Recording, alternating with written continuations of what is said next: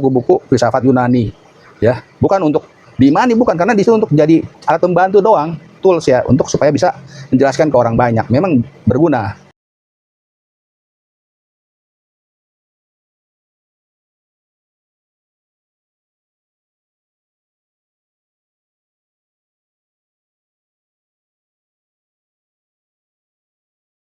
Begitu hikmahnya Allah juga ada filsafat ya. Nah, jadi itu ya, kamu nanti ini kan hanya pengantar ya. Itu di situ ada tokoh-tokoh filsafat yang fenomenal menjadi tonggak sejarah ya, kayak Francis Bacon. Ada lagi Isaac Newton. Ini sebenarnya tonggak sejarah di Isaac Newton nih. Isaac Newton ini sebenarnya bapak pengetahuan modern. Tapi dia nggak sadar, dia merasa dirinya filsuf. Ya. Jadi bahkan Isaac Newton tidak mendeklarasikan dirinya sains, tapi dia filsuf. Apa itu? Teori apa? Isaac Newton? Newton apa, gravitasi, Pak. Nah, teori gravitasi. Ini orang filsafat tuh, mikirin apa aja dipikirin. Ya, banyak pikiran orang filsafat itu. Apel jatuhnya dipikirin. Apel jatuh dipikirin. Kenapa kok apel jatuh ke bawah? Ke bawah enggak? Kenapa ke atas? Kenapa kok bola dari atas gelinding gitu? Itu namanya filsafat gerak, motion filosofi. Nah, itu dalam. Ini kalian jangan ada masuk situ, pusing. Yang jelas itu bermanfaat ya, sampai nanti nanti ada satelit ya. Itu luar biasa timelinenya ya, sejarah, sehingga sampai kita pegang handphone sekarang. Ya. Nah, itu semua berkat fisika. Ya, ada lagi ilmu kimia, ilmu biologi, ilmu fisiologi. Wah, banyak logi itu ya. Itu semua memang berasal dari epistemologi, filsafat. Epistemologi itu ilmu tentang ilmu. Baik ya. Kalau nahwu sorof, epistemologi itu dipelajarin oleh ilmu pengetahuan. Jangan salah, Islam itu masuk sebagai objek penelitian. Ya, makanya ada orang yang belajar Islam itu bukan untuk dipraktekkan, tapi untuk diteliti. Ini Islam apaan sih? Oh, diteliti. Ada orang yang jago nahwu sorof tapi bukan Islam, karena dia punya makalah ya, harus belajar bahasa Arab tentang Islam ya. Ada yang untuk melemahkan Islam, tapi ada juga yang nggak sengaja untuk menguatkan Islam. Itu para orientalis itu ya. Ya, jadi kalian juga ambil hikmahnya. Kamu tadi pertanyaan siapa? Gazel ya. Tadi ya jawabannya, kamu jangan belajar filsafat dulu. Ya, belajar agama dulu. Belajar tadi nahwu sorof kalau bisa dalemin ya, fundament, bahkan dipraktekin, bukan cuman belajar ya. Sholat tepat waktu ya. Ya, jangan apa ya kemarin musolin, jangan lalai. Nah, itu nanti Allah kasih tuh pencerahan. Itu sholat nih. Nah, oke, kita kembali lagi. Nah, setelah Isaac Newton itu terus teori gravitasi itu merubah peradaban. Dulu kan ilmu pengetahuan penemuan yang paling fenomenal pertama kali apa? Api. Api itu kan teknologi tuh, tapi zaman dulu tahun berapa tuh saya juga lupa. Kedua apa yang fenomenal yang merubah dunia? Roda. Nggak ada roda nggak bisa jalan orang. Nggak ada mobil. Ya, roda itu teknologi yang merubah dunia. Siapa lagi? Ya, tulis kertas. Itu sebelum Masehi itu semua ditemuin ya. Ya, kamu harus ingat tuh. Terus ke sini apa? Bukan bom. Itu semua kan oleh para sains yang bagian dari juga epistemologi awalnya semua. Sampai terakhir apa? Itu yang kamu pegang, handphone. Handphone canggih kan? Itu perpaduan macam-macam ilmu. Ada pertama dasarnya matematika. Kemudian kimia, fisika, masuk semua di situ. Ada ilmu tentang apa itu namanya? Handphone kan dari tembaga ya. Metalurgi berarti masuk juga di situ. Ada emasnya, ada macam-macam. Itu kamu pegang handphone tuh perpaduan dari sejarah panjang peradaban. Digabung. Apa?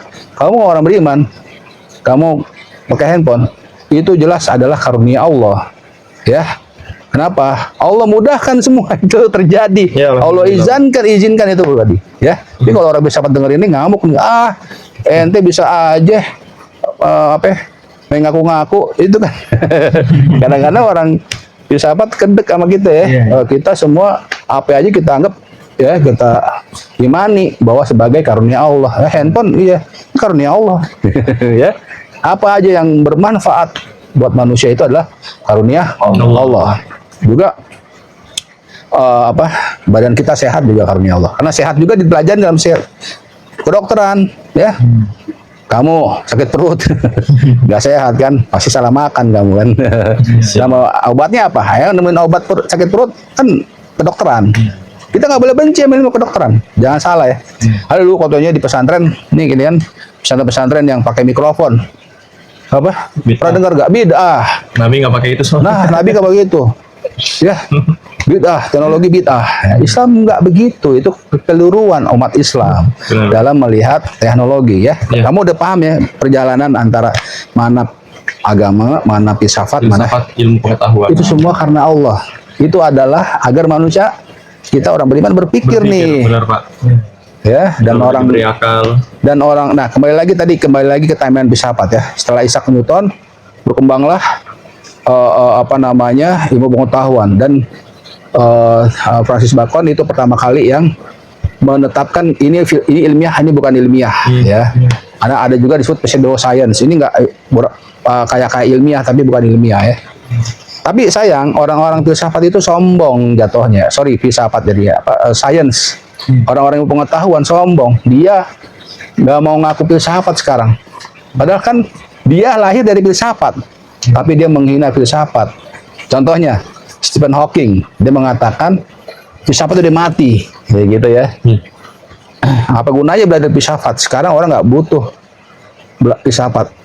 Sepanjang yang terbukti dan bisa bekerja, ya, yang paling hebat itu sains tuh adalah menjelaskan bagaimana semuanya bekerja, ya semuanya. Mekanik ya, itu sains tuh. Sehingga filsafat itu kan berpikir di dalam alam abstrak. Kata orang sains, kamu cuman duduk-duduk doang, nggak membuktikan empirisnya. Kalau sains membuktikan empirisnya, maka menjadi benda-benda yang pengaruh peradaban, bom atom, ya. Itu kan dari sains, ya. Dari teori E sama dengan MC kuadrat. Siapa itu yang nemuin? Siapa itu Pak? E sama dengan MC kuadrat. Siapa yang menemuin? Albert Einstein. Dia adalah fisikawan hebat. Tapi sebenarnya saya tuh lebih mengidolakan fisikawan namanya Schrödinger. Schrödinger itu dia akhirnya bisa menemukan bahwa sebenarnya agama tuh benar loh. Dia nggak ngomong begitu, cuman dia kok lama-lama fisika tuh kayak agama ya. Karena ketika ditemukan fisika kuantum, ini ilmu pengetahuan tuh kan goyang ya. Dulu kan orang taunya ilmu gravitasi. Nah, gravitasi kan atomnya masih atom yang paling terakhir lah. Jadi ketika atom disebut sebagai benda terkecil yang tidak bisa dibagi, yang menyusun alam semesta, udah membentuk peradaban yang ada pada saat itu. Tapi ketika ada fisika kuantum, ternyata atom itu juga disusun oleh benda-benda kecil lain. Apa yuk? Neuron. Neuron, elektron, proton. Ya. Ternyata atom dibentuk oleh 3 itu juga. Ini disebut subatom. Sehingga orang belajar lagi, penasaran lagi, ingin tahu lagi. Proton, neuron, elektron. Ternyata ini elektron jadi elektrik. Jadi apa tadi ini handphone? Elektrik ya. Jadi berubahlah peradaban semenjak ada penemuan-penemuan di fisika kuantum. Ada tokoh-tokohnya Albert Einstein, Max Planck yang bisa mengetahui kuantitas cahaya. Cahaya ternyata bukan gelombang tapi juga materi. Wah, itu membingungkan ilmu pengetahuan. Akhirnya Einstein mengatakan teori entanglement ya. Fisika kuantum itu ujung-ujungnya kalau menurut fisika kuantum kita itu nggak ada. Kita itu nggak ada. Kan saya bilang kita tuh nisbi berdasarkan ilmu fisika kuantum, bukan agama loh. Kalau agama juga mengatakan kita itu nggak abadi, mungkin kita diciptakan Allah. Kalau kamu belajar atom-atom kamu tuh nggak saling nempel, saling renggang. Iya, kata kalau misalnya kita kamu udah baca, itu bagus kamu harus membuka wawasan ya. Sampai dengan itu kuantum artinya apa? membenarkan agama apa, agama Islam. Karena yang paling detail wahyu turun itu, muatan ilmu pengetahuan itu adalah Al-Quran. Tapi Al-Quran bukan kitab ilmu pengetahuan ya, bedain ya. Dia mengandung ilmu pengetahuan yang justru terbuktinya sekarang nih, kemajuan sains gitu.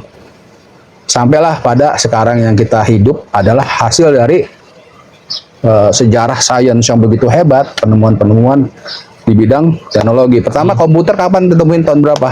Nasional komputer itulah yang paling hebat membentuk, mengubah peradaban. 70-an. Tahun 70-an. 1925 pas. Pokoknya sebelum 1946 setahu saya. Ya, komputer ya, itu namanya Itu masalah AI. bukan itu ada seorang ilmuwan memecahkan kode-kode sehingga Inggris mengalahkan Jerman. Ayo siapa? Antara Alan Turing gitu. Alan Turing nih, saya seneng nih. Alan Turing yang pertama kali ide komputer. Nah, itu Alan Turing, ada filmnya ya. Ada. Ya, jadi itulah manusia itu dikasih Allah apa? Akal. Ya. Akal juga berguna untuk mengatasi problem hidup, ya, kehidupan, ya kan? Jadi kalau dari sisi agama kan Nabi Adam diturunkan di bumi ini dengan susah payahan. Enak-enak di surga, apa-apa dilayanin. Ya, ketika di bumi dia mesti masak, dia mesti nanam pohon buat makan. Ini susah kan di bumi ya. Tapi Allah kasih akal. Itulah. Nah, itu sampai ilmu pengetahuan berkembang sangat pesat, tapi sayang ya, ilmu pengetahuan ini durhaka sama filsafat sehingga mengatakan udah nggak usah belajar filsafat. Padahal filsafat mengatakan kamu bahaya kalau meninggalkan filsafat. Contoh, kamu boleh bisa bikin alat-alat teknologi yang hebat ya berdasarkan eksperimen kamu, berdasarkan hasil laboratorium kamu, Hasil riset. tujuannya apa? Nah, filsafat itu mempelajari tujuan, maknanya. Kamu bikin bom atom apa sih? Coba. Bom atom itu kan ada ya filmnya ya. Pernah nonton belum? Sejarah film bom atom, Einstein. Paling Hiroshima Nagasaki. Oh enggak, itu akibatnya. Akibatnya. Apa namanya? Oh, yang Prakteknya bom atom dibuktikan. Yang kata Albert Einstein dia sampai menyesal juga. Nah, itu kan ada Albert Einstein itu kan kaget ketika ada orang nemuin uranium kan, yang akhirnya bisa menggoyangkan antara neutron dengan proton, membelah. Jadi nuklir itu kalau intinya dilemahkan, berarti kan lepas semua. Iya, benar. Proton itu kan bisa dekat sama neutron itu. Karena ada suatu gaya sangat besar. Nah, ini uranium itu untuk melemahkan neutronnya. Neutronnya lepas meledak gitu kan. Iya. Boy dengan skala besar. Nah, itu dihitung sama Einstein. sama dengan mc kuadrat. Nah, itu temulah bom atom. Kan ada filmnya Oppenheimer ya. Oppenheimer itu kan pimpronya, pimpinan proyeknya. Kamu baca itu buat pengetahuan kamu. Nah, dia meninggalkan filsafat pengetahuan itu. Terus sombong, filsafat udah mati. Banyak ngapain belajar filsafat? Ngapain kita mengetahui makna terbang? Kalau kita juga bisa terbang. Misalnya burung nggak pernah belajar apa sih terbang itu. Orang dia bisa terbang. Manusia tuh sombongnya begitu. Ilmuwan. Akhirnya apa? Wah, bikin yang aneh-aneh. Bahkan yang nauzubillah ilmu pengetahuan tidak udah nggak mau pakai filsafat lagi LGBT itu produk ilmu pengetahuan. Dari neuroscience. Manusia itu mempelajari sampai otak. Otak apa sih itu? Otak dibedah, otak-atik. Ada namanya prefrontal cortex, ada limbik, ada amigdala. Nah, ini LGBT ini nauzubillah dia dilegitimasi oleh ilmu pengetahuan. Katanya orang LGBT itu otaknya beda sama kita orang normal gitu. Pas diperiksa, mungkin segitiga. Kalau otak normal kan lingkaran. Mungkin segitiga otak. Kan otak itu kan plastis ya, bisa ubah-ubah. Dia mengatakan kita tuh sebenarnya perempuan loh. Katanya. Siapa tuh? Kata Ryu Hasan. Ya. Tokoh ateis di Indonesia kan Ryu Hasan sekarang. Jadi dia mengatakan kita tuh sebenarnya cewek. Kamu tuh nggak ada laki-laki, kelamin laki-laki nggak ada. Apa kenapa? Kan di ovarium kan cewek ya semua Iya. kromosomnya. Kromosom kan. Jadi ketika orang banci, maaf ya, orang yang kewanita-kewanitaan, dia kembali ke fitrah katanya. Astagfirullahaladzim. Astagfirullah. Karena fitrahnya manusia itu ada cewek.